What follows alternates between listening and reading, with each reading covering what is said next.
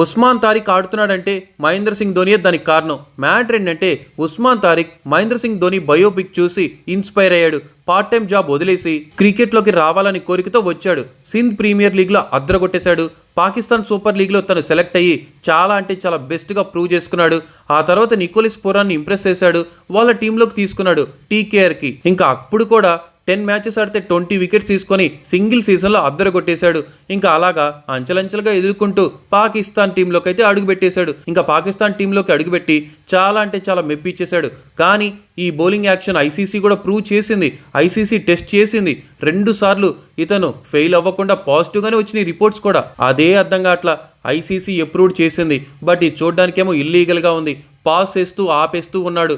కానీ ఈరోజు ఉస్మాన్ తారిక్ క్రికెట్లో ఉన్నాడు, ఆడుతున్నాడంటే దానికి కారణం మహేంద్ర సింగ్ ధోని బయోపిక్కే.